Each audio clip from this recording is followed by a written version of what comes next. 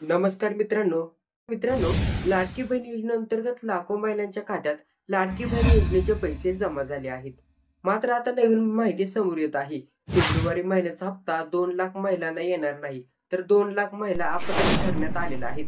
तर या संदर्भातील संपूर्ण माहिती आपण आजच्या व्हिडिओमध्ये जाणून घेणार आहोत. तर मित्रांनो, व्हिडिओ स्किप न करता पूर्ण बघा आणि आपल्या चॅनलवर तुम्ही नवीन असाल तर चॅनलला सबस्क्राईब करा. तर महाराष्ट्र सरकारची लाडकी बहीण योजनेअंतर्गत पुन्हा एकदा चर्चेत असलेले राज्यभरातील लाखो महिलांच्या खात्यात लाडकी बहीण योजनेचे पैसे जमा झाले होते.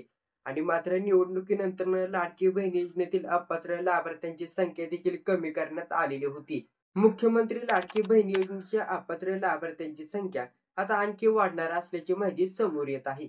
राज्यभरात सुरू असलेल्या छाननीनंतर चालू महिन्यात आणखी 2 लाख लाभार्थी अपात्र ठरणार असल्याची माहिती मंत्रालयातील वरिष्ठ अधिकाऱ्यांनी देण्यात आलेली आहे. तर मित्रांनो, लाडकी बहीण योजनेअंतर्गत ज्या ज्या महिला लाभार्थी अपात्र होत्या त्या आता योजनेचा लाभ घेत आहेत, त्यांना या यादीतून अपात्र ठरवण्यात येत आहे. तर महायुती सरकारने विधानसभा निवडणुकीच्या तोंडावर महायुती लाडकी बहीण योजना जारी केली होती. मात्र महिलांना 1,500चे सहाय्य निधी देण्याची योजना आखली.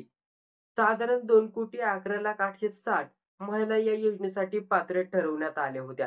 आता चालू फेब्रुवारीमध्ये राज्यातील विविध जिल्ह्यात करण्यात आलेल्या छाननी प्रक्रियेत अपात्रतेच्या संख्येत ही भर पडण्यात आलेली आहे. आणि छाननी प्रक्रियेत 2 लाख महिला अपात्र ठरवण्यात असल्याची माहिती पुढे आलेली आहे.